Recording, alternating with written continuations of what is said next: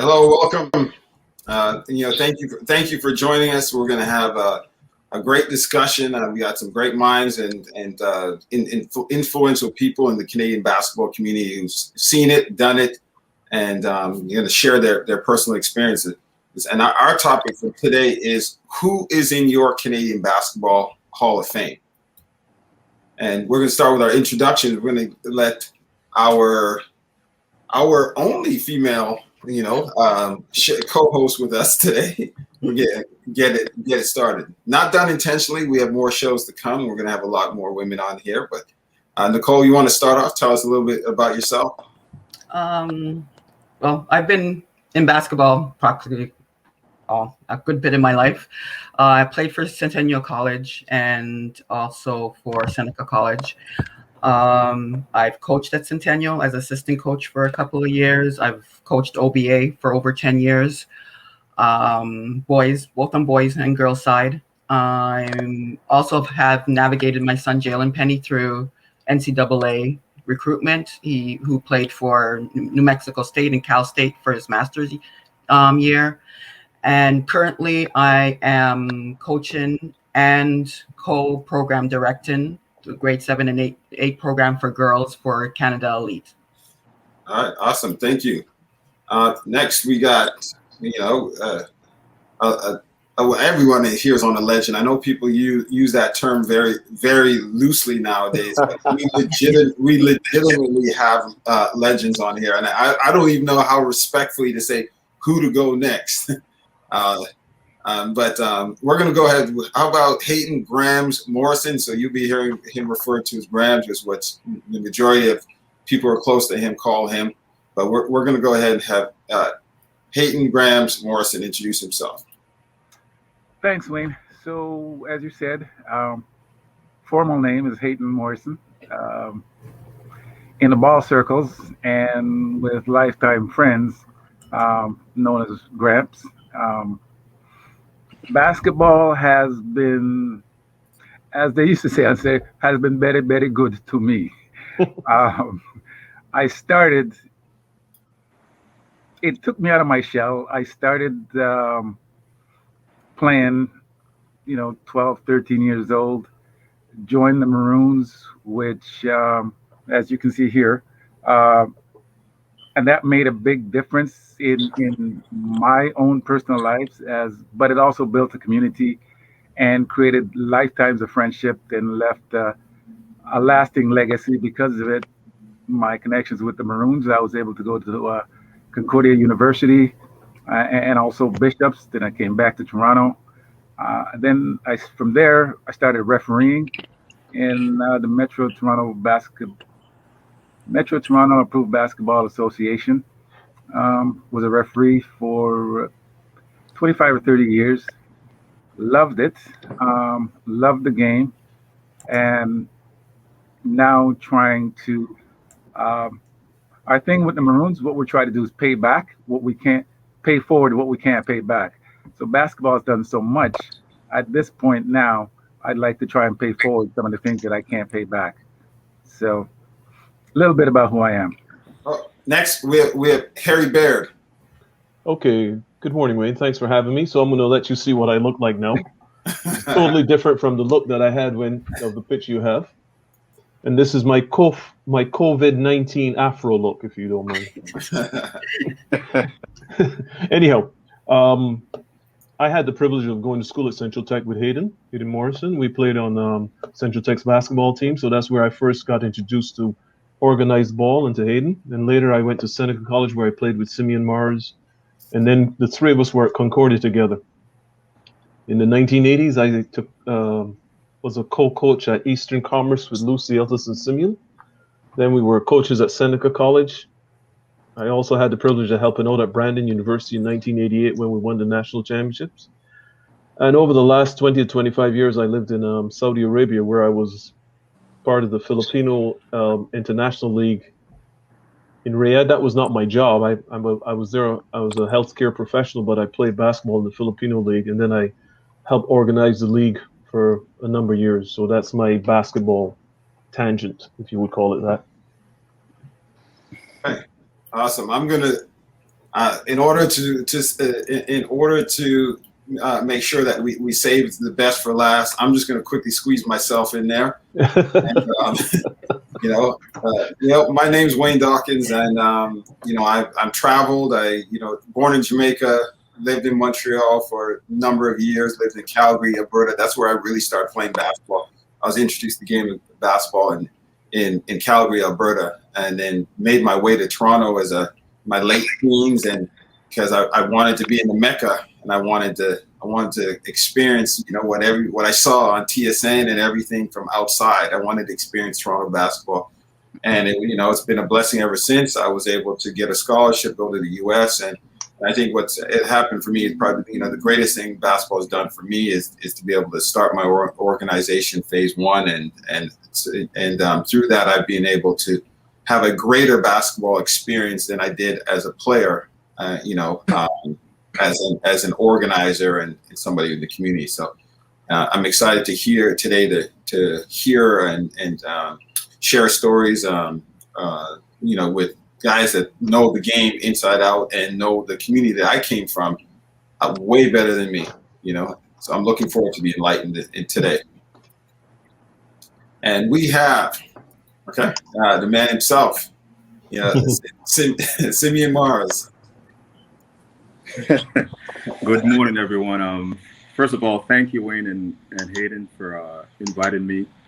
From a basketball standpoint, I had the pleasure of playing basketball at Eastern Commerce in high school. I went on to play Seneca, Concordia, Bishops. After playing, I was introduced to basketball at a higher level when I played with the Toronto Tornadoes, which is like a semi-professional team. I think they were a farm system for the NBA at the time. After that, I coached with Harry at Eastern Commerce, and then continued to coach at Eastern Commerce once Harry left and went overseas. I was fortunate enough to coach a lot of great athletes. I got to coach at all three levels, high school, college, and the professional level. I also got to coach with the Team Canada with Coach Konkowski. And I would say my basketball journey, I've been very, very blessed and very, very fortunate to be able to see basketball at the highest level and see some of the world's best players, and learned a lot along the way. A lot of people helped me along the way. So I would say I've been very fortunate and blessed to be part of the basketball community in Toronto, and met a lot of lifetime friendships like Hayton and Harry and many others, and we're able to see a lot of the growth of the game in Toronto. And I'm fortunate to be able to call basketball my journey in life, for lack of better terms. And that's about it at this point. Okay. So we're gonna, again, I mean, there's so much we can discuss, and in so many different directions we can go when you have, people with this type of experience. But we really want to focus on today. This is a time when NBA is doing their inductees for Hall, or they're getting their nominations in for the Hall of Fame, and we have Canada Basketball's taking nominations for their Hall of Fame. So we're sort of in that season now where people are looking to acknowledge and honor people whose accomplishments are shaping basketball as we see it today. And I think with us, I think this will be our opportunity to to take a look into that as well too. So, but first of all, what are we seeing today in Canadian basketball? From your standpoints, what are we seeing take place today in basketball? Or at least what is the world showing? Like what are we showing the world that the world is seeing from us? Either one, take it away. Who wants to start us off? I'll go first. I think it's a reckoning of the foundation that a lot of people before us has built. The history of Toronto basketball, it precedes me, obviously, but I think the influx of the American who came up here during the 60s and the 70s because of, their point of views on war. I think they migrated to Canada to avoid the war, Vietnam War, to be more specific, if my recollection is correct. And I think their influence, I can speak for myself personally, watching the great players like Harry Brown, he gave me the ability to expand my mind as a player and to think of how the game was played. I remember as a child growing up, we would coach almost like station to station basketball because a lot of our coaches were basically gym teachers, not a knock on them, but they're doing the best they can. They weren't basketball guys per se. And I remember seeing a guy like Harry Brown. I was amazed by his skill level, the joy for the game, and style of play. And I've never seen anything like that before in my life. And being an aspiring young basketball player, watching a guy like him and a few others like Winslow and Chip and Nate, those are the four most prominent American players that I can think off the top of my head. Harry Baird will have a few more names than I would. And watching these men play basketball at the time, or young men, I guess they're in their 20s and we were teenagers, or maybe 14, 15, 13, that age group. I was amazed by, not just by the skill level, but the style of play. It's funny to say the style of play because we were more robotic in our approach to basketball. We were playing station to station type of basketball, and they were more fluid, athletic, and just using your imagination to play the game. It was just a completely different style of play and a different sort of appreciation for the game, and sitting there watching these guys play. So I would say those are the guys who laid the foundation, and a guy like Bob Ellis, and guys like that, Vince Drake. Okay. Those to me are the guys who laid the foundation and developed the grassroots through George Brown College, where Harry, myself, Hayton, basically learned to play the game, learned to appreciate the game. And a guy like David Joseph, whose son is now in the NBA, Andrew Wiggins, whose father was an NBA player, came to Toronto because of the high level marriage to the track star, Andrew's mom. Mm-hmm. And those are the places, like Danny Ainge, who played for the Blue Jays at the time. They all went to George Brown, where that was the mecca of Toronto grassroots basketball at the time. We had professional athletes playing, the guys from the Argos playing down there with us. And again, the Americans who have migrated. So you had the best of the best. The Leo Routens played down there. The Jay Trianos played down there. If you came to Toronto from out of town, that's where you went to play basketball. Whether you're an actor, an athlete, whether you're a Blue Jay player or Argonauts at the time, that's where you went to play basketball. If you're an aspiring young basketball player like myself and Hayton, we went down there. We had to earn our keep. We had to sit and watch and earn our way. Nothing was given to us. We weren't. Although we were a pretty good basketball player. Hang on. I don't want to cut Sim, but when Sim said that, that's where you went to play. You only went to play if you could play at a certain level. And when Sim said that, we had to wait, there were guys, I believe George Brown opened probably around 12:30, 1 o'clock. There were some young aspiring players who showed up 15, 20 minutes, half an hour before George Brown opened. And George Brown was open to maybe about 7. The players, I believe, we played between, say, from 2 to 5, the players were there. And there were some young fellas who came at 12:30 and at 6:30 still hadn't got on. That's absolutely crazy. But as crazy as you think it was, they came back every week because it was the Mecca. Yeah, If you couldn't play, when you sat on the sidelines and you watched some of the guys that Simeon talked about, when you watched those guys play, you would go back to your gym and work on the moves that you saw. see, I'm going to cut you now because I'm going to not because what I'm hearing names and I really want to sort of delve specifically into those names. But Harry, I'm going to ask you because what we're going on. Simeon was talking about is there's it sounds to me like there's something that you all saw. I saw the tail end of it, but the reality is people are not seeing that. So the question was, what are people seeing now? Because what we're starting to delve into is what they're not seeing, but just out of curiosity, Harry, where did that and this same thing for all of you, where did that transition happen? Where is that? How come we are not seeing that type of culture anymore? And if we're not seeing that type of culture anymore, what is it? What are we seeing now?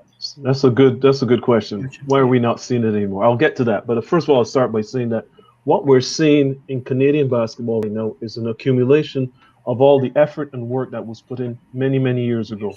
Like Simeon mentioned, before we started and during our period of time and continuing on. It's the grassroots thing that's come about. I remember, just to branch off a little bit, I remember once in the 1975-76, there was a group of people who were saying that they wanted to buy the Buffalo Braves. And a certain individual in Canada who was a very wealthy man, I'm not going to call his name, but he made the comment that watching basketball was like watching a man read a book. So that tells you about where the interest was in basketball at the time. But all these people have come along and made a building block that has been the foundation for what you're seeing right now. For example, if we look back, Wayne, just before, kind of a couple of years before you came down to play here, Hayton can tell you that you would see a team that would have maybe 3 to 5 good players on it. And we're saying good, not great. Maybe 3 players on the team. There was a team called Parkdale that won the city championships in 1974-75. They had 5 outstanding players, and they can go to the bench for any other player. Nowadays, what you're seeing is you see a team with 15 players, plus they cut another 15 who could play at another school and start. This is absolutely amazing. Yeah. What I see in Toronto. And that is the result of people putting in the effort. Now, I'm going to tell you 2 people who put in exceptional effort back that Simeon mentioned. First of all, there was a guy called Robert Winslow who was unfortunately passed away. He was a public school teacher from in the Regent Park area. I believe he taught at either Regent Park Public School or Dundas Public School. And he used to, in the summertime, he would get a permit for Jarvis Gym, and he would have the gym open in the daytime. There was nothing formal where you had to come in and learn to do the layup, jumping off the left leg with the right hand or nothing like that. But the gym was open. And if you wanted some help with basketball, Robert Winslow was in there from around 11:30 in the morning to about 5 in the evening. This was the start. Then there was a guy called Charles Belcher, who had come from New Jersey. He went to school at Monmouth School. He came up here and he used to rent the Jarvis Gym at night. It was maybe a Monday or Wednesday, and he had a kind of informal league where people would come and you'd bring the 5 that you want to play, and he would referee. And then he would have sessions where he would teach you, okay, you're not doing this correctly, you're not doing that. So those 2 people were the building blocks. And Hayton can tell you there was a group of people up in over by Bathurst and Bathurst and Bathurst and Oakwood up there. There was a group called St. Albans Boys Club, and it had you wouldn't believe this. It had a floor that was made of tiles, cement tiles, with a mesh that was made from it was metal, wasn't it, Hayton? Chain was made of chain. So if you did something silly like tried to dunk and then your hand got caught, you weren't going to come back with your finger. You understand? It was a crazy gym, and this is where Leo Routens and George Routens, this is where they honed their skills. So what we're seeing is the accumulation of all that effort put in by those people, and there's so many people. I mentioned Winslow and I mentioned Charles Belcher, but we could go on for hours just talking about the people. Yeah, but I'm going to bring up something interesting that I hope is not. like again, we may ruffle a couple feathers, but we got Leo Routins is in Canada Basketball's Hall of Fame, but I just thought about it, like somebody was honing his skills, like you said, somebody that that set that table, set that place that he could come in and be sharp. So, and you had mentioned Simeon. You also had mentioned NBA player that played in the Blue Jays. Danny Ainge. So it sounds to me, and if one of you guys can speak to this, is that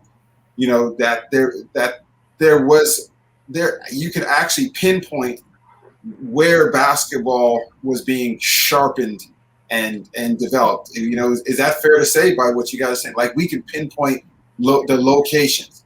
Is that fair to say? If I may address this one, fellows, you don't mind? Here, the game changed specifically. There were like 2 days that Simeon and I could possibly point to. There was one day where Harry Brown turned up in the gym and everyone was, oh shoot. Oh my God. It was just, ooh. Then there was another day where a guy, and Simeon can speak for this guy. So Harry Brown basically changed the offense of basketball in Toronto. He changed offense. Yeah. The defensive side of basketball changed with a guy called Louis Mack. Yep. Louis Mack turned up. He was from Dunkirk, New York. He went to East Tennessee State, and he came up here to play with the Harlem Diplomats, which was a knockoff of the Harlem Globetrotters that was centered in Toronto. And he turned up in the gym, and his team scored the first basket, and he picked up Willie Delas full court. And when Willie caught the ball, he turned around and went, "What are you doing?" And the guy goes, "The game is on." And that was the defense. Harry Brown came. Everyone was like, "Oh, offense." Louis Mack, and that was the 2 days. All of a sudden, it was different in the gyms. Different in Toronto. So Simeon or Hayton, those was for them. That was, you said you patterned your game after seeing him. Yeah, I mean, for me, more specifically, because Harry Brown was a point guard, and he went to Oklahoma. People was read. Yes, Oklahoma. He was drafted by Detroit. Detroit, yeah, he went to Detroit camp. Yes. Yeah. So when I saw him, he was a point guard. He was about 6'2", maybe 6'1", 6'2"-ish. I'm 6'1"-ish, and I played the point. And to me, that was like an eye opener, just seeing a guy of that level, that caliber, and it allowed me, give me the confidence to think, like making no-look passes behind your back, bounce passes in traffic, as opposed to, like get the ball, like they teach you, look at your opponent, pass, like the station stuff we're taught. This guy allowed me, specifically being a point guard, to imagine beyond what I've been taught. So I would say Harry Brown was a trailblazer because he shot the ball. Like we talk about Mr. Curry in Golden State shooting. Harry Brown was shooting. Oh man! And that's not an exaggeration, Wayne. You play basketball at a very high level, so it sounds like hyperbole. But Harry Brown was shooting literally 40-footers. Wow! Yes. Effortlessly, man. Because he was also, I think, looked at by the Dallas Cowboys as a defensive back. Yes. It's like I said, 6'2", probably about 220, maybe, Reed? At his playing weight, yes. Yeah, yes. about 220, so he's a solid man. And 220. he's the one, like Reed mentioned, he's the one who introduced offense to us and give us the ability or allow us to think beyond anything we've seen before. Wow. So Graham, where did you fit in this? Tell him your story, Gramps, about playing against Harry Brown the first time, please. I want to give Nikki a chance. I mean, if you want to say something, Nikki, feel free to cut in. Please. Yes, I will. Because so if you want to say something, Nikki, jump in. Yeah, we got it. Okay. I wasn't in those areas at those times. I didn't start ball at those areas. I know Harry. I remember him from George Brown. I remember him coaching. and his teams when Seneca or Centennial used to go down and play. So I know Gary. So you guys go on with your story. I'll jump in. Don't worry. Yeah, okay. So I don't know which particular story Harry's talking about, but I'm going to tell you the first time I came across Harry Brown. We were down at George Brown. I don't know how long he'd been. The first time I came across the man, I did not know who he was. And, young stud in my eye, downstairs at the gym in George Brown. And this was mid 70s, I'm thinking. Harry can correct the date. It was actually early 70s, Gramps. Okay. So in the early 70s, I'm down there, I'm a young buck, right? And I see this man, you have to remember back in those days, sweatsuit. I see this man upstairs skipping with a garbage bag on. And that's how back then that was like weight loss. Yeah, right? Yeah. And he's skipping, and in my head, I'm thinking, wow, look at that old man. I wish my dad would do what this guy's doing, right? And I'm thinking, because to me, he looked like a pudgy old, because I'm 16. So I don't know how old he was, but he looked like a man to me. And back then, you didn't see men like that at a gym, except they were working out to go home back to the kids. And that's what I saw this image of. The next time I saw Harry, I have to give you some background of George Brown.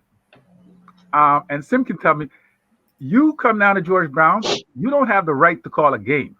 You can't walk on the court unless somebody knows you. And I believe, correct me if I'm wrong, but the first time Danny Ainge came down, because people knew him as a baseball player, right. Danny Ainge couldn't get on the court at George Brown. Wow. No, he came with Paul Jones. That's why he got to play. Right. So you cannot understand the magnitude for me seeing this pudgy old guy upstairs skipping with his garbage bag on to lose weight. He walked downstairs and he called game. Wow. And I'm like, I don't have words for this because I have never seen, but there was a degree of confidence and surety that I will, there are some people that you just don't challenge.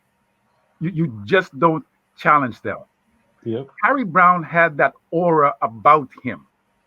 And, I thought, and it wasn't braggadocious. It was just the man knew who he was. He knew his skills, and he knew he was a confident man. And it exuded through him.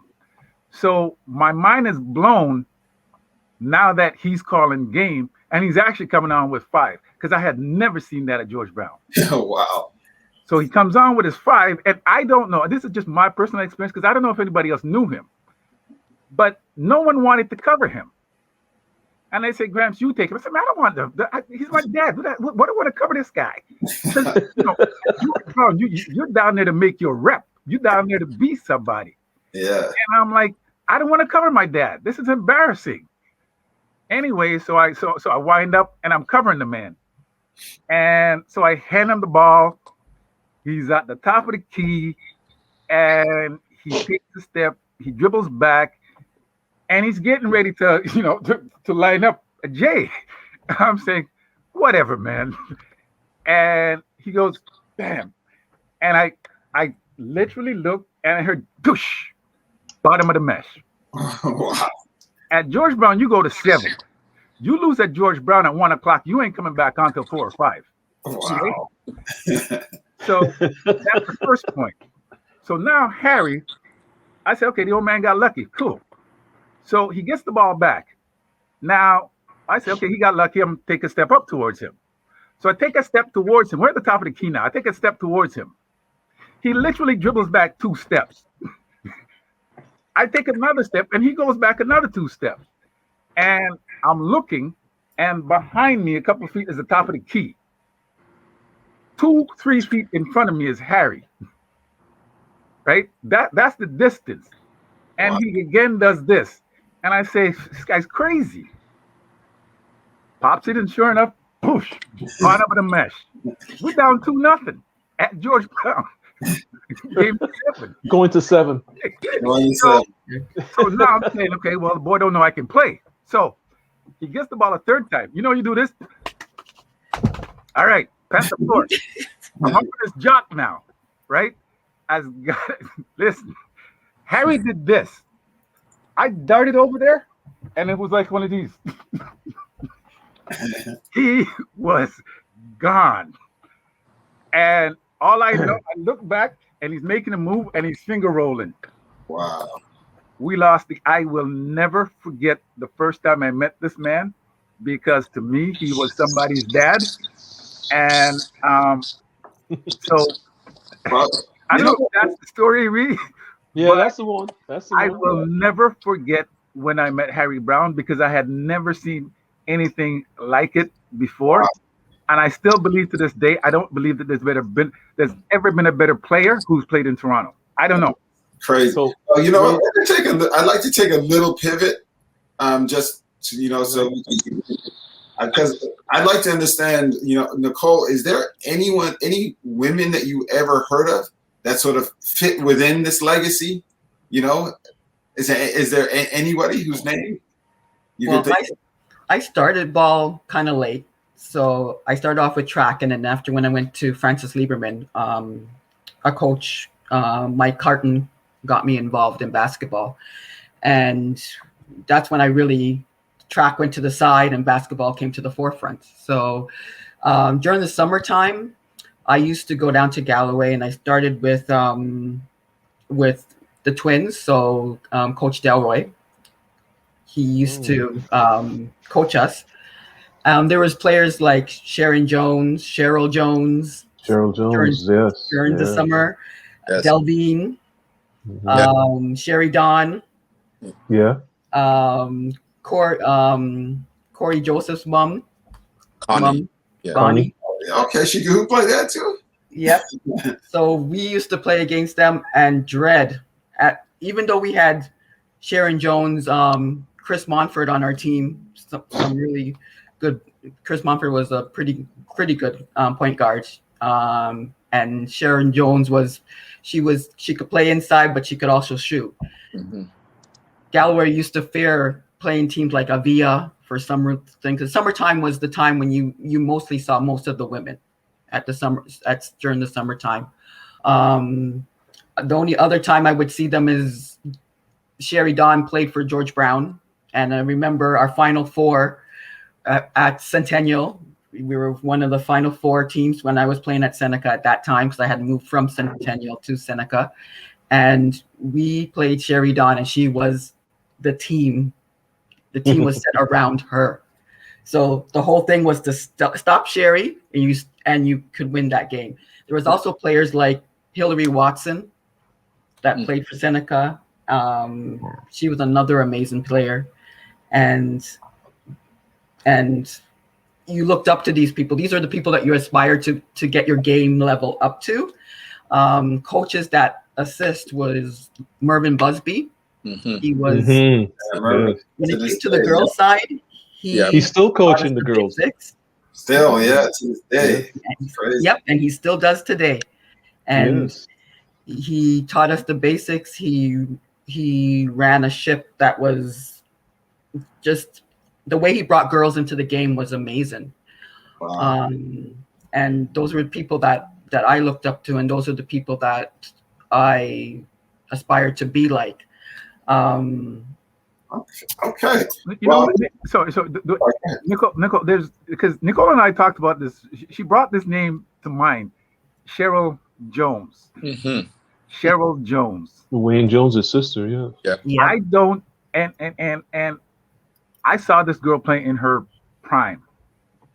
I don't know if there's been a better lady basketball player in the city than Cheryl Jones. The closest would be Rhea, Gramps. Rhea Close. would be, close. Close. Would be Rhea. Yeah. Close would be Rhea. Thank you. But it's hard to describe the game, the level of intensity and competition and excellence that Cheryl brought to the table. So when you talk about someone who changed the game in the city, at least from a lady's perspective, it has to be number one is Cheryl Jones. She was quick. Yeah. A quickness that you've never seen. She handled the ball better than anybody before her and maybe since, right? She could shoot. You couldn't stop Cheryl Jones. So I just, we need to put a pin. We need to put a flag beside that name. Yeah. In this city and maybe in this country. Wow. Because I don't know that that lady has ever truly gotten the recognition that she deserves, because I believe she changed the game.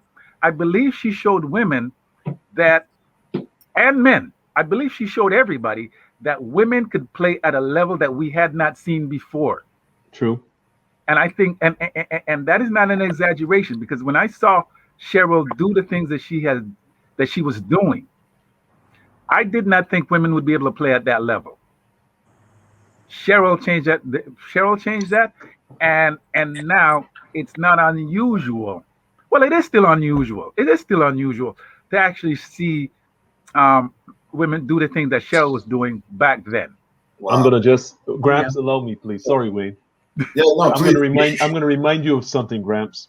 1977, you and your organization ran a tournament in which our team, Simeon, Leon, myself, was our first tournament that we entered, if you remember correctly. And you guys had the tournament organized, and we were ranked as the 8th team in the tournament. And that kind of upset Leon when we came in the gym. But I'm going to just bring to mind one story here, Gramps. Remember, we turned up about 10 o'clock that morning, Simeon and I, after using the bus to get to York University from Keele Street. And you guys had the York University gym divided into 2. And there was no one watching the game on the left side, and everyone was watching the game on the right side. Do you remember what the reason was? There was a girl point guard starting for the Montreal team on the right side. You remember, Sim? Liz Silcock. Liz Silcock. That's all I have to say. I'm going to tell the story. Okay. And starting point guard on the men's team from Montreal, Wayne. You understand what I just said? She's the starter. Wow. And if we're going to go there, Harry, the other name that you need to throw out is Miss Sweeney. Oh, of course, Sylvia Sweeney. That's the name that you also need to throw out. Yeah, she didn't come for that tournament because she was playing in Italy at the time. But normally she would have been the starting forward on the team too. The question that we really want to answer is, who is in your Canadian Basketball Hall of Fame? For those of you who, you've seen so much and seen come so far. I think your perspective on who belongs there, and if they belong there, what's the challenge? Why are they not there? Good question. Good question. Who wants to touch that one first? That's so who? But okay. Who and why not? Well, there are 2 people that Hayton mentioned in the conversation just before. Cheryl Jones should be put in. She played high school. She was outstanding. She went to school in California. Where? I think it's USC. Yes, but at the California schools, yes, for sure, in California. She was outstanding there. She was outstanding. Liz Silcock, at one time, when the first women's pro league was started in 1979, 80, like that, or 78, she was averaging 31 points, 5 points per game, until her health destroyed her career. Her health, she ran into. She ended up being very, very ill, and she had to be removed from the game, and she hasn't recovered since. But she was averaging 31 points when Sim, what's that young lady's name who's married to Drysdale, the girl who came from UCLA? She's now the head of the WNBA or something like that. She was drafted by Golden State, and she was playing in this pro league. And our Canadian girl, Liz Silcock, was the leading scorer in the league that year.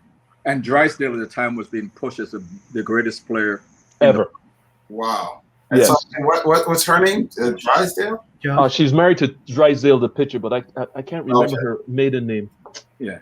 Oh, Her name. And she was out playing. And what part of the city's from? Because that's the other thing too. Like, just to try and get a little perspective of where some of this talent was coming from. well, when it came to women's basketball in our high school and teenage years, the women from Montreal were the dominant players. Yeah. Montreal would turn up for the tournaments down here, and they'd win by 40. Yeah. We just had one player at the time. Rhea Bahara Singh was the only strong player, and then with Cheryl Jones coming later on, and then things changed. But Montreal was the dominant city with women's basketball. Wow. Yeah. Yes. You know, and somehow something about Toronto and basketball should be mentioned because Toronto, you know, when I think all the players who left Toronto, when we went outside of the city, that's when we realized how good Yes. it was. Remember the sun for us was just it's a hell of a Sunday run, but it was I believe the best basketball ever played in this country was played down at George Brown on Sundays, right? Yes. Oh man, it's just so we don't have time. We do. No. I know we don't have time to mention all the names, but I wanted to get a few names out because the reality is that if we did try to do the roster call right now and do justice, it wouldn't happen. But who jumps out at you like right away? Like Simeon, if you think of if like right off the top of your head, like my gosh, these two names, this name. I would say off the top of my head, I'd say Bob Ellis, Vince Drake, Harry Brown, Winslow.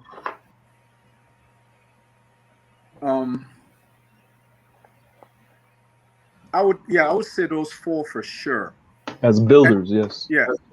As build and why Harry just as builders? Because sorry, Sim, sorry. No, I was gonna say I think it's beyond just I think I got like Vince Drake for sure is a builder because he's the one who brought George Brown to the pinnacle of basketball in Canada, collegiate basketball in Canada. And he was an American dude who came to Canada, and I think he even became a citizen, to be quite frank, because he was the first minority owner of a McDonald's franchise. Yes, in Hamilton. Yeah. So he's the one that even myself gave me confidence to be a basketball player. But he would bring a lot of the American college players to Canada, and they played for George Brown, that's in the 70s, right, Reed? Yes, 74. They were beating people throughout Canada by 40, 50 points. No, not people say every team. They even beat the Chinese national team in the country. Yeah, and Vince Drake was an architect of that success, and that's where George Brown became the pinnacle because he's also the one who got the permits initially for us to come in and play. And the expats to come in and play. So he was really a tremendous builder, not just as a coach also, but his vision to give us an outlet to play basketball. Mm-hmm. You know what, Sam? I mean, but let me tie something in with that, right? Because I think if you weren't there, it's hard to understand certain things, right? I think Magic and what year they went into the NBA what year did they go to college? Was that 79? Magic? Magic left in. He won the 1980 NCAA tournament played against Baird. Okay. See, the thing, some of the background that you have to understand, basketball really changed after the Baird Magic thing, right? Yes, it did. And in college, it changed. So if you weren't around before then, people have to understand this. In 74, 75, and 76, if you wanted to see an NBA Finals, you had to wait up till 2:00 in the morning. It was not on TV. It was tape delayed. It was tape delayed. So, and you weren't even seeing the whole game. Right.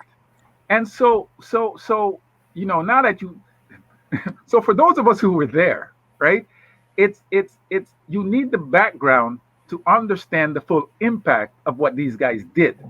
Simeon talked about station to station. Robotics, that's what basketball was considered, right? And along with all of those names that came up, there were also a bunch of young, hungry kids that came up from the Caribbean. Right. A guy named Sonny called, who he could listen. He could jump out of any gym, right? Jump over the backboard. There was no coaching to deal with that. Yeah. No, I'm dead serious. Coaches did not know how to deal with a guy who, from a standing still position, could fly up off a backboard. And I think you have to understand this. And for us younger guys at the time, station to station was putting us in handcuffs. Right. Yeah. Right?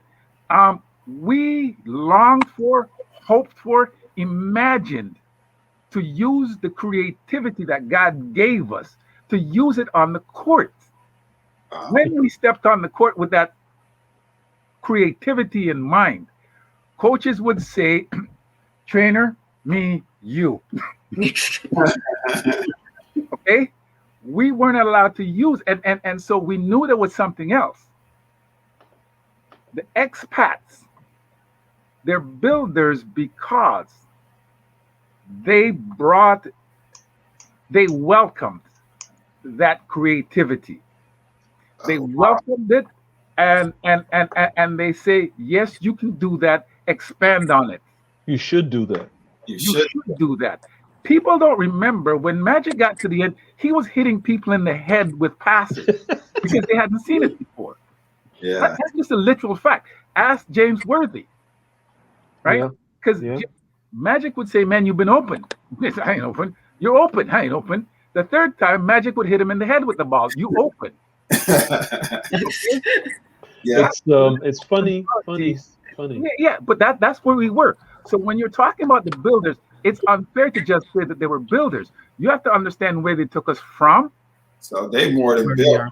They changed the culture. They ushered in a new era. All of that. All of that. So, Wayne, there's and sorry, go ahead, and then I'll go back. Go ahead.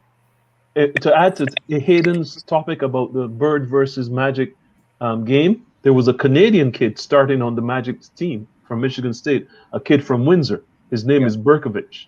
And here's the comment that was made about him when he was playing in the game by Aguirre and the Bender were the two commentators, and they go, these Canadian kids can shoot the ball, but they're not very aggressive. That was the tone about us. And he played on a championship team, but the whole thing was that you can get Canadians who can play because they can shoot, but they're not gonna take it to the hoop. They're not gonna dunk on anyone. If you remember, Gramps.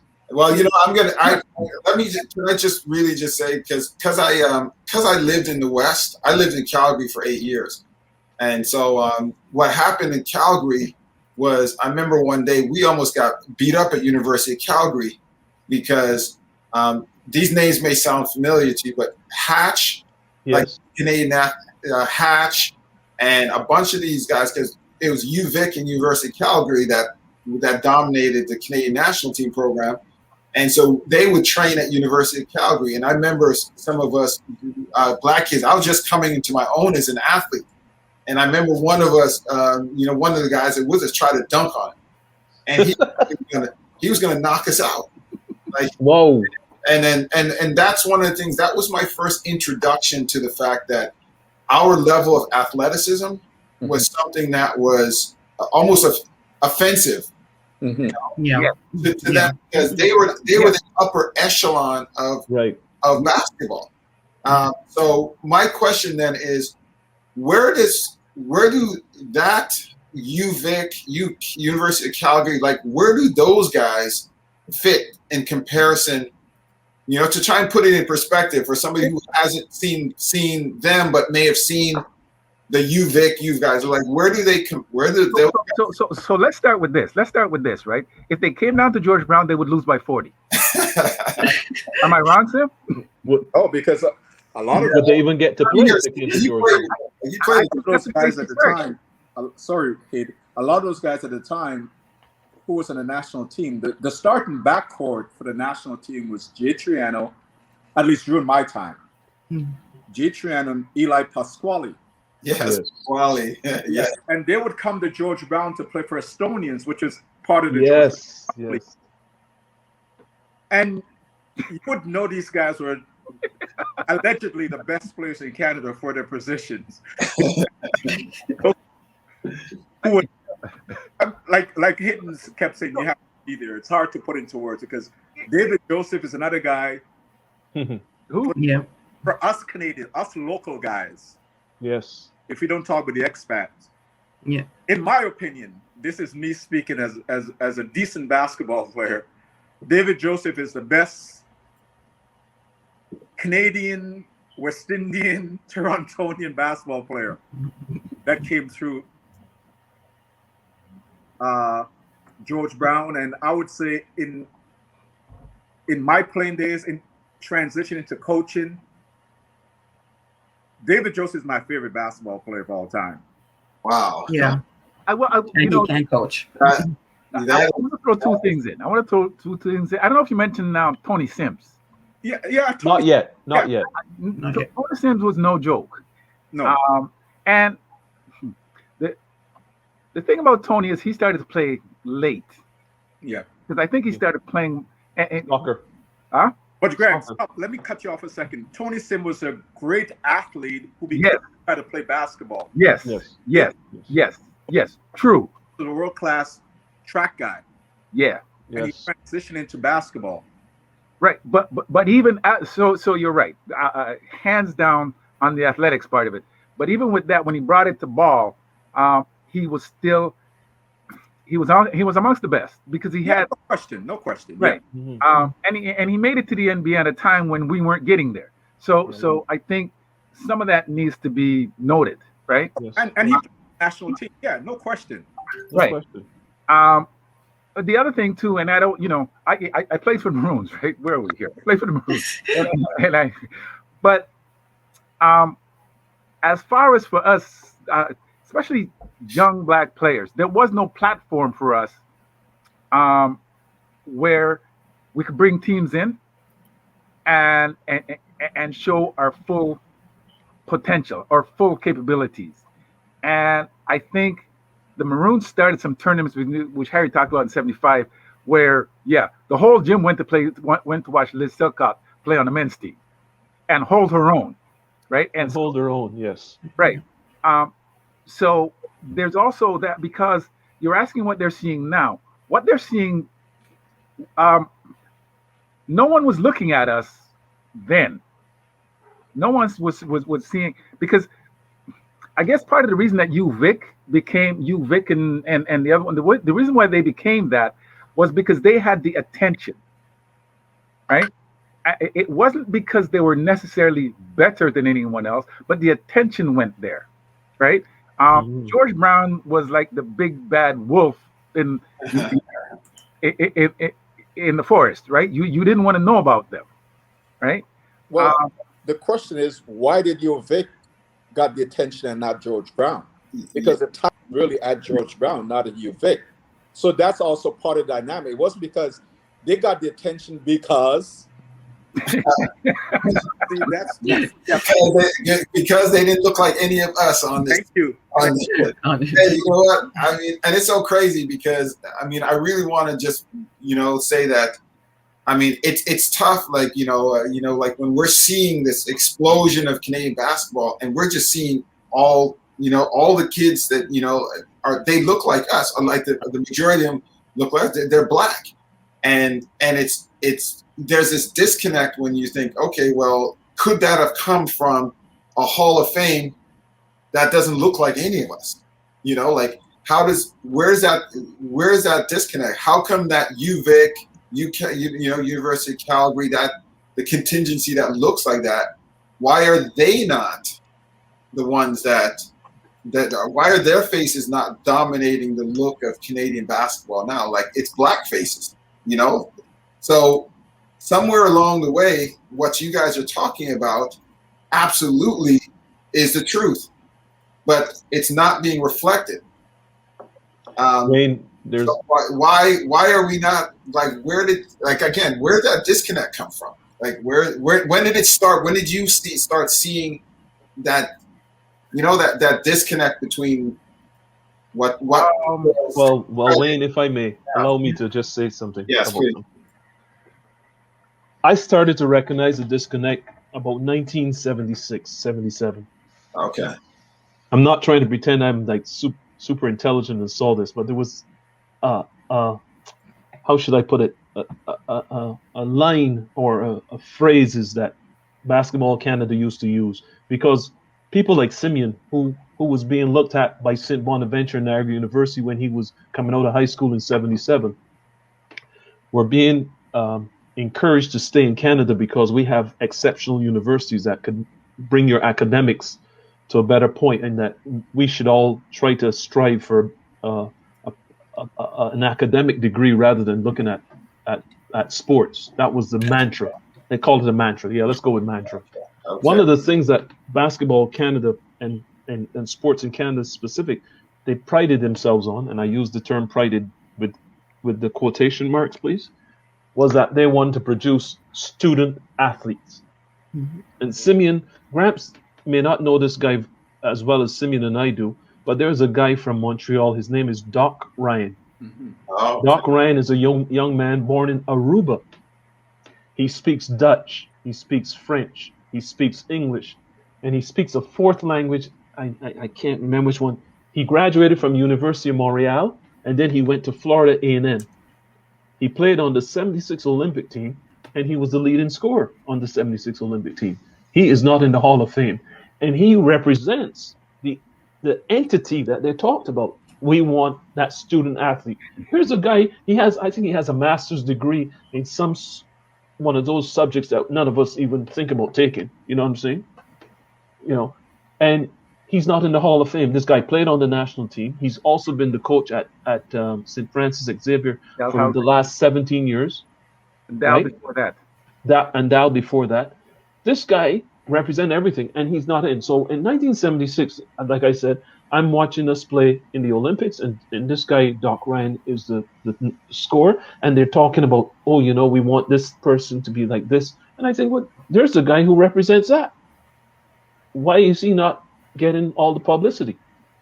Why is he not the target of Basketball Canada? And here's another guy outside of basketball, but another athlete from Canada who is in the same vein and didn't get any recognition. You look at this kid, Donovan Bailey. Donovan Bailey set a record at the Olympics. Came with the 4x100 meter team and just blew the US away. He does one of the best interviews ever. And then when you look at the face of track and field for Canada, you don't see Donovan Bailey as the face of Canada. wow. And he's a graduate of Sheridan, and he's a graduate of York University, and a guy who runs his own business. There you go.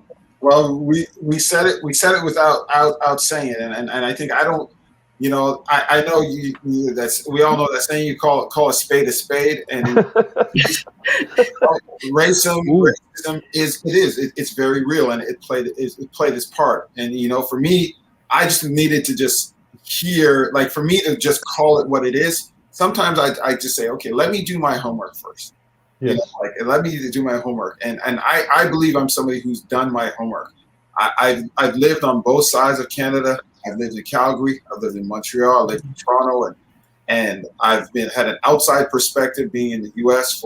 I've lived in the U.S. for about 14, 15 years, and an outside perspective, and I really, really believe that Canadian basketball, the injustices that are done, that have been done in Canada is strictly racism, and I really appreciate the opportunity, the conversation I had with you, Simeon, and I think my thought is, do we rectify it with a Black Basketball Hall of Fame? Like, do we rectify these injustices? Is that can we begin to do justice by doing that? Can I ask it? Very similarly, in the same vein. Yes.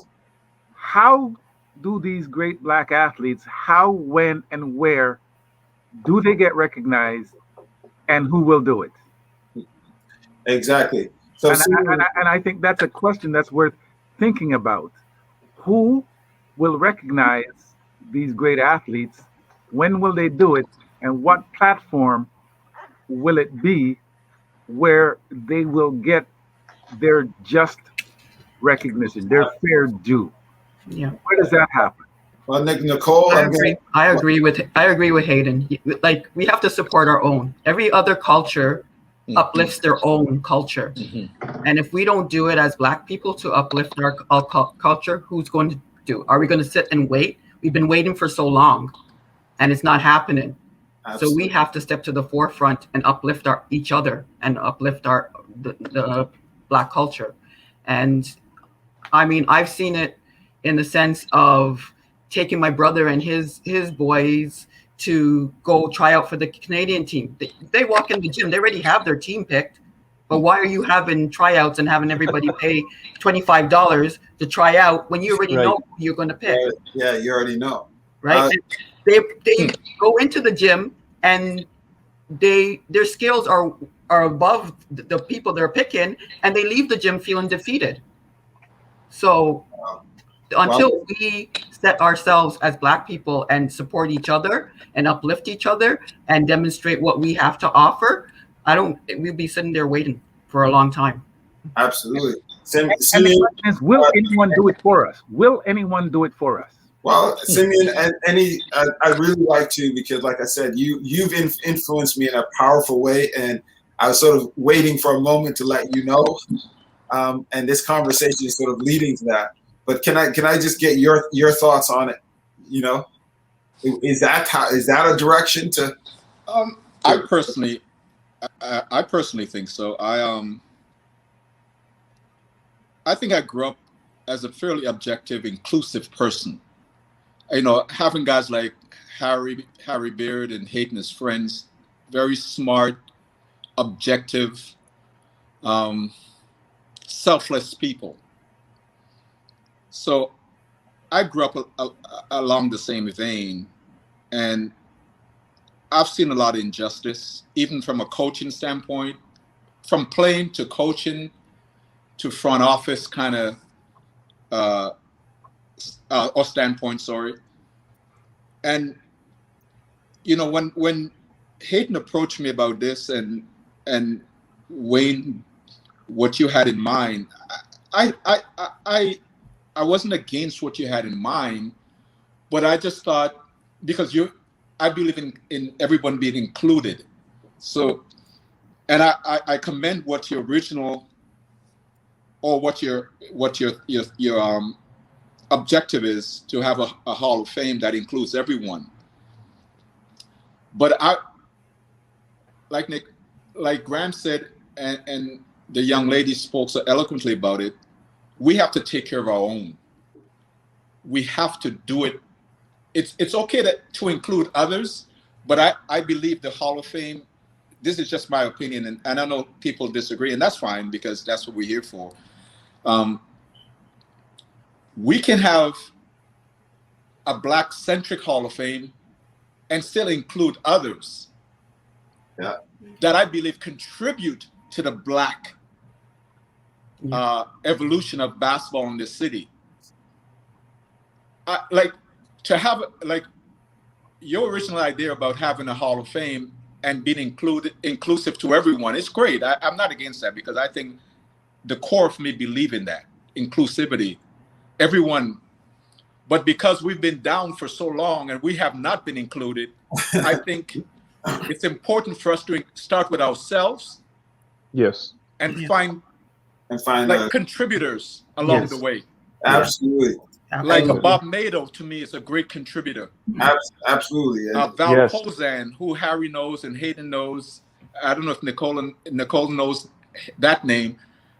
But guys like that, who are Gary McKeegan. He can be these guys are Caucasian people I mentioned, but they can be in the Black Hall of Fame because their whole life revolved around being inclusive. And some of those guys were hurt. Right. Like a Val Posan and Gary McKeegan on they're national team level players, but they were hurt because they're deemed to be city players, code, which meant code word for black players. So Dave Coulthard. Dave Coulthard is another guy, but so I like the idea of a Black Hall of Fame only because I think we've been excluded. Yes. And if we don't do it, who will?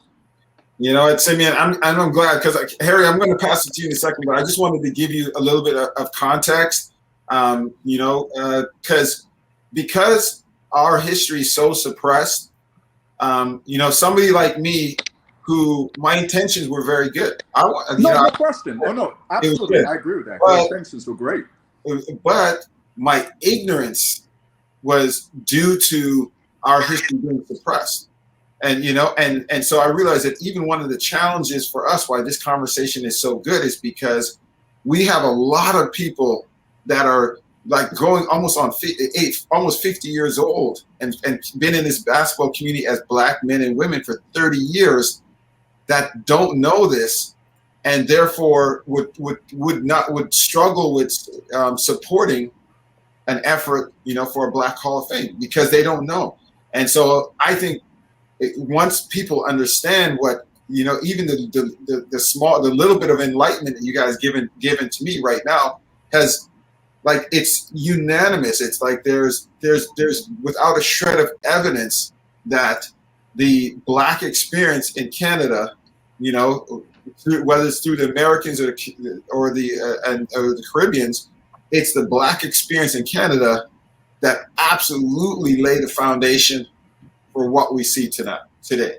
There's absolutely no disputing it, and we can't even go backwards with the Canadian Hall of Fame with their 50-year history and start loading the Black people in there. So Harry, that's a perspective, and I'm so glad that I've had this opportunity, you know, for this light to be shed on me, because I am a go-getter. I am somebody who is going to, you know, make a difference and wants to make a difference in the basketball community. But what's the point in doing that if I'm doing it from a place of ignorance? So Harry, that's a little background. But your thoughts, Harry, a black. Well, first of all, let me just commend you on one thing, and it's not just a little thing, but it's a very big thing here. You see within yourself that there's some ignorance, meaning that you're lacking some knowledge about a certain subject, and you have taken the time to try to enlighten yourself about the subject. And that's one of the things that the community that you're speaking about, the basketball hierarchy, let's call them, lack. They have this assumption that they know everything, and they go about it without trying to enlighten themselves anymore. A perfect example of that is, I was not part of this tryout, but Simeon remembers this. He attended a tryout with people like Donovan Robinson, Paul Jones, this guy that we mentioned earlier, Dave Coulthard was there. And Simeon goes and he comes home, and I call him because I want to know what happened to the tryout. And Simeon's excited about the tryout because he'd met this guy, David Coulthard, and he and David Coulthard were on the same team. So Simeon was the point, Coulthard was the two guard. And he was like raving. He says, man, this guy can stroke the ball. So I thought, well, Simeon Coulthard made the team. And then I said, so what happened? He says, oh, we got cut first. So I'll expand on that story, because I remember at that trial, it was Dave and I was on the same team. And like Harry said, this guy was a great athlete, great basketball player. And throughout the tryouts, maybe halfway into it, or maybe 3/4 of the way into the trial, they came to us and said, well, we have to split you two guys up, because you guys are basically dominating in the tryouts. Wow. And that's the truth. And they split us up. And at the end of the day, you figured, okay, wow, you got to make the team. Not to be overconfident, or to be arrogant. You're thinking as a young person, you go, well, hey, they're telling us we dominate the tryouts. That makes sense. And they have to split us up because we're, you know, doing our thing. And then to find out that you got cut, like, it just didn't make any sense to me. It didn't, like, you know, I'm a fairly confident man in my abilities because I played a lot of different sports. And Harry can tell you this. But I'm not arrogant. I'm not cocky. I'm not I'm not one of those guys who try to demean others and look down on others because I think I'm better than from an athletic standpoint. You know, I'm very inclusive that way because I was a point guard, and to me, point guard was supposed to be leaders and share. Yeah. Help your teammates become better players than they think they are. That's how I grew up thinking of point guard, like a Harry Brown. That's how a point guard meant to me, the Magic Johnsons of the world, you know, guys like that. And that kind of left a bad taste in my mouth, even up to the time I started coaching, because I remember one of the main reasons Harry and I got into coaching, because we knew that we can make a difference for the young student, because Harry was very, very pro academics. Like there was no way to get out of your situation if you didn't take school seriously. And a guy like me who, you know, I went through school, was pushed through because I was a great athlete. And I just knew that wasn't the right thing. That wasn't the right way to go about it. So we got in coaching to make a big difference. And what has happened now with the influx of the Caribbean, migration of the Caribbean community into Toronto, a lot of the athletes now were predominantly Black. And I know I felt, you know, and I'm not throwing shade on anyone, I felt that a lot of these athletes, because they came from maybe single parent homes or whatever the circumstances were, I thought they were being used to some extent. They're allowed to play. Yes. But once the sort of the basketball season finishes, these guys may not go to class, and then come September, that cycle starts all over again. All over again, yes. Yeah. Yep. That didn't sit right.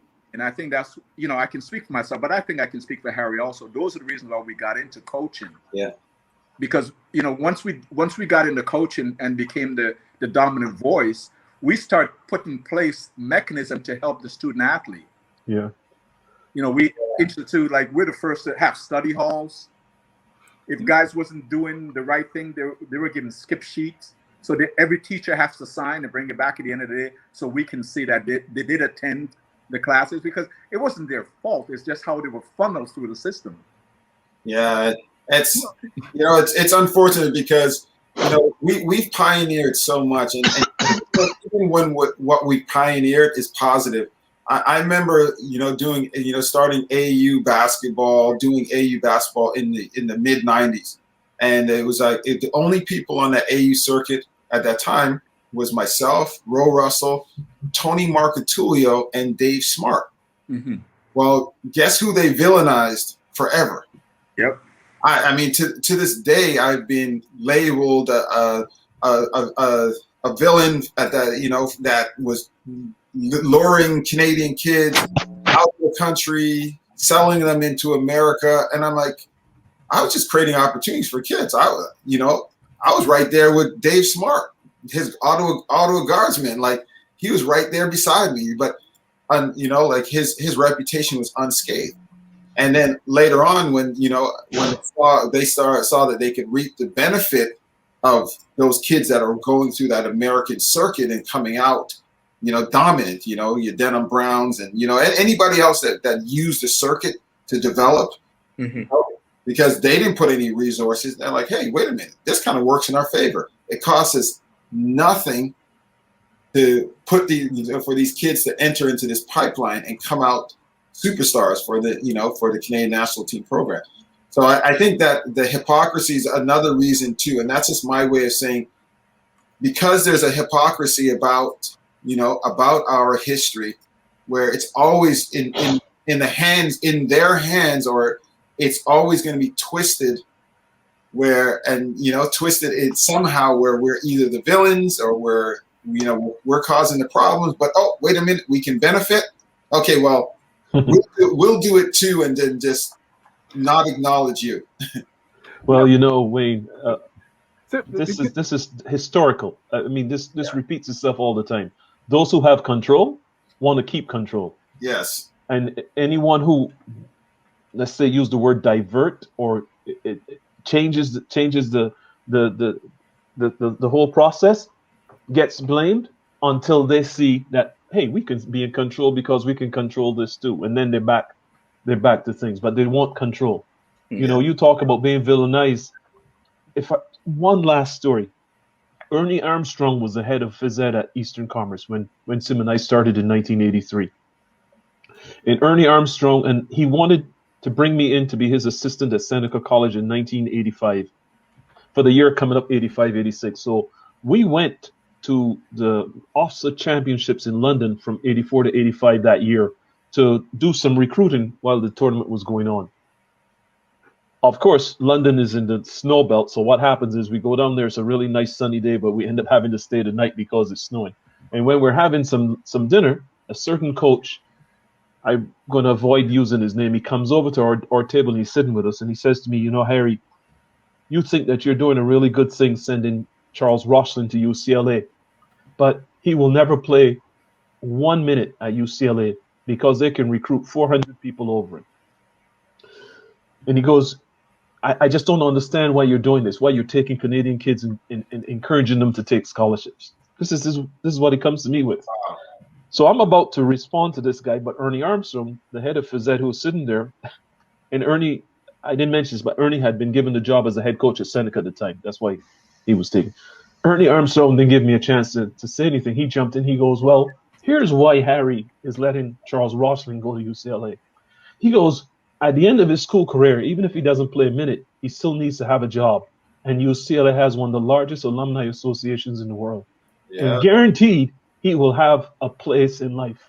So that's why this guy was like, oh, because, you know, Ernie and him are the same complexion. Sorry. You know, so this guy stuck up for me and without even having to be asked. And he was like, oh, I see. And he just left the table. But it's just how it goes. That's how it goes. That's how it goes. Nicole, he can see past his own nose. He can't see the future. He's like, oh, he's not going to play. I mean, this is basketball. And yes, he may not play, but there's life after basketball. But he can play. Nicole, can we get some last thoughts for you as we're wrapping up? Sure. I greatly support. First of all, I should say thank you, Wayne, for doing what you're doing. I greatly support the idea of Black people having something of their own, but also support what Simeon says. Just because we might be excluded from another platform doesn't mean that we do the same thing to other people. Correct. So if we want to be treated a certain way, we have to lead by example. Yeah. And by example is including those people that helped us as Black people get to where we are. Mm-hmm. So I greatly support, and I think this is a great platform, and I think this is what we need to grow the game and take the game to another level. Okay. Well, thank you very much. You take care. We're going to say goodbye one at a time. So Nicole, look forward to getting you back on and continuing this discussion. And look for an invite to join our Journey Awards Hall of Fame committee. Would love to have you a part of it. Thank you. Thank you, Wayne. Bye, everybody. Bye-bye. Nice meeting you. So who else? Any closing thoughts? I know Sam has to go in a minute, so I don't know. But so if he has something, I'll let him go. But I do have a thought I'd like to share, right? And what Canada does. Peter Mullins is a personal pet peeve for me because by not including us, it actually winds up hurting the country. And a guy like Peter Mullins, he's a Canadian. He wanted to play. He wanted to be here. He wanted to play here.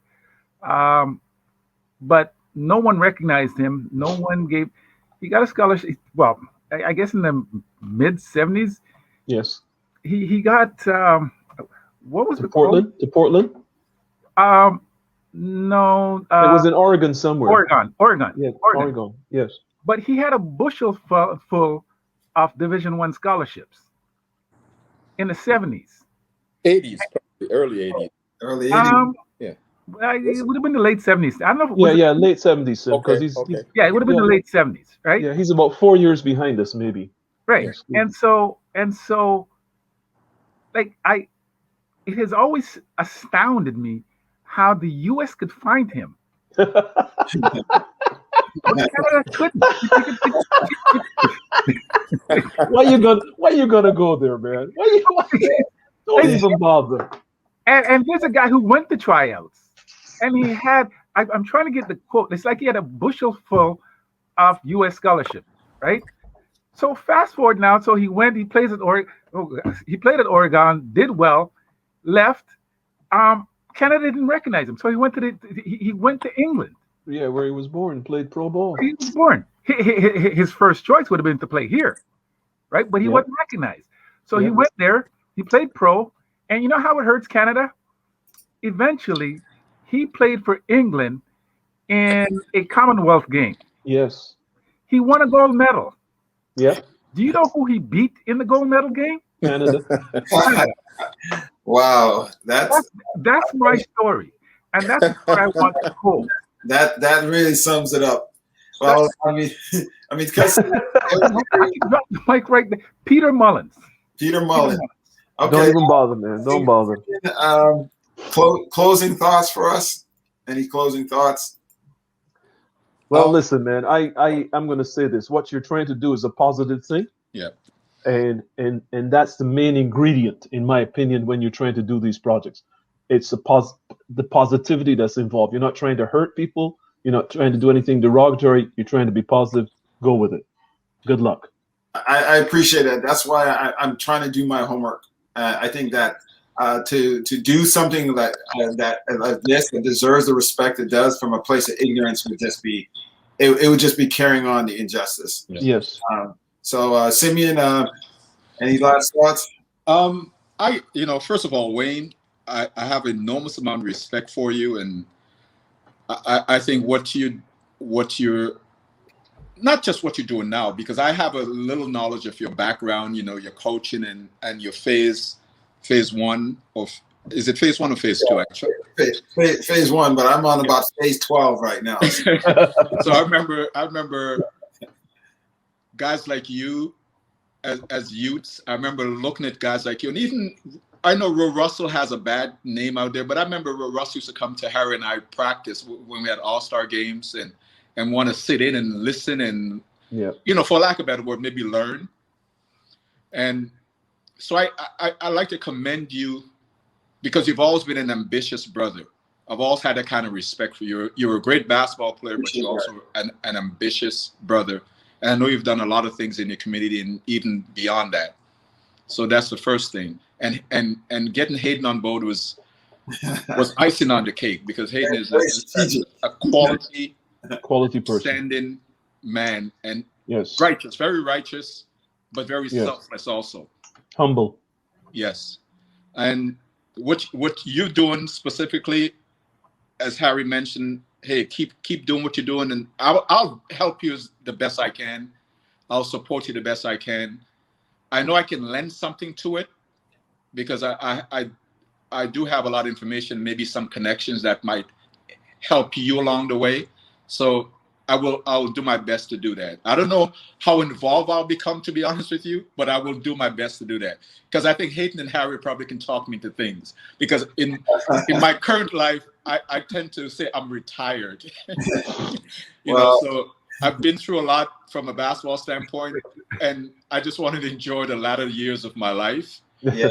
And Harry always reminds me how old I am. So Wayne, I will just say one thing, Wayne. I remember you trying out for the All-Star team at the Jewish Y at Spadina and Bloor. You remember that? Oh wow, I remember. It's so crazy because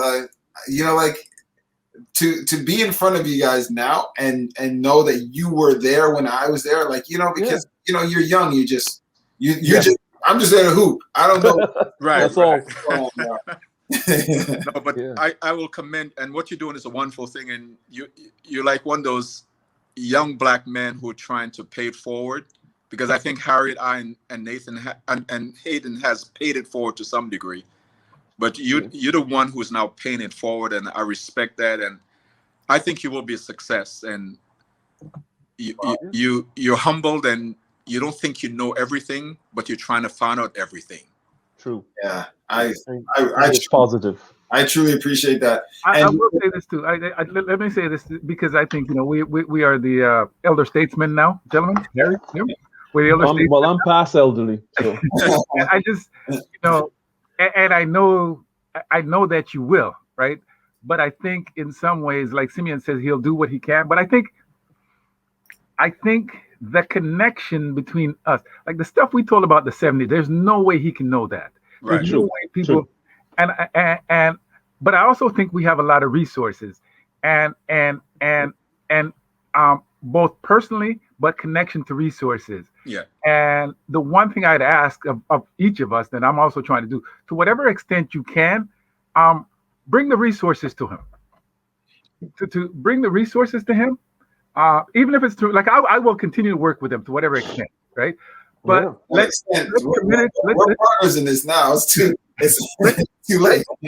Let's commit to finding the resources that we can bring to him. Yeah. So we can get it to the level that it needs to get to. That would be my only ask in all of this. And to find Wayne, others. Wayne, elders. one last thing. Yes. Jamaal Magloire. Oh, and that's. You know what? He should have been in like. Thank you. Automatic. Thank you. Like I look at the way the NBA is. A Jason Kidd retires, or he's in the Hall of Fame the next day. I mean, there's some people who are unquestionably. Yes. The door was waiting open for him, and Jamaal is one of those guys. The door should have been waiting open for him. The second. Thanks, Harry. Really. Right. I was thinking like. Harry, I appreciate you doing that, but I was thinking like once we get to that point, because Jamal is a tremendous resource that you can tap into too, and I know he'd be glad, he'll help any way he can. Yeah. But in the initial indoctrination of the Hall of Fame, he should be part of that because he was the first out of Toronto in the Black community. He was the first to be an NBA player. He's an all-star. He's one of the first to win an NCAA championship, black, at the University of Kentucky. So, like another guy that I think is very important, and I know Harry knows this, is Bob Ellis, who's older than us. He's probably about 85, and he. You know what he told me the other day, Sim? He told me he graduated Central Tech in 1961. I was like, what? And he did a lot for the Black community in the settlement house. Harry knows this better than I. Yeah. But he'd be a great guy to also talk to. Because his history is precedes Harry and mine and Hayton. By far. Right? Well, we're gonna get him, and just so you know, just to wrap it up, Simeon, just from like an organizational structure, you absolutely cannot have these type of things without an advisory board. And the nice thing about an advisory board, where I'd like to extend that invitation to both you and Harry, is that is really basically means that we have some accountability. We're gonna roll up our sleeves and we're gonna work. I love it. I'm still at the stage where I love it. I love that hands-on working to build. And so my thing in meeting Gramps is that he introduced me to mentors, people who could sort of guide that energy, because it's been unguided for so long, because that's just the way our Black community is. We're constantly disconnected from our mentors, the people that can guide us. And so I think for me, connecting with you guys is going to really allow me to stay the course and make sure that this is done with integrity, and the people that we honor they're going to want to be honored by us. And I think that's the thing. They're going to want to show up and be honored or whatever. And so thank you. So if both of you, like in terms of an advisory board, I mean, essentially that's what you're saying. I'd love to extend that offer. Any help I can give you. Sorry, say it again. Any help that I can give you, you're welcome. You just tell me what you would like me to do. Mentorship and guys, 100%. I don't want to put out anything and put together anything that doesn't have the ability to be filtered through through men like yourself. I would not feel comfortable doing it. And that's why, Simeon, our conversation the other day about, I wasn't swayed by, I'm not really swayed in sense of an emotional sense. I'm swayed as like, wow, Wayne, go do your homework. Go look at this much closer. Go look at this much deeper. And I think that's where the type of mentorship that you offer and the type of role model that you guys are for people like myself and can be for even more as we share this. So thank you both very much for this. And Grams, it's me and you. Let's go. What it is. You guys Right, in gentlemen. good hands. You guys in good hands. Each other's hands. You're good. Let's And go. Wayne, thank you for that. And like Harry said, I'll do the best. I'll help you. And I know there's resources I can tap into that maybe you guys are unaware of or don't have access to. And I'll do my best to try to enhance that and help you that way, because what you're doing is a great thing for our community, and not just for the past, but the future generations too. Especially for the future, Sim. Appreciate it. Okay, All right. we're closing out, so thank you. Everyone have a good day. Take care of yourselves. Thanks, guys.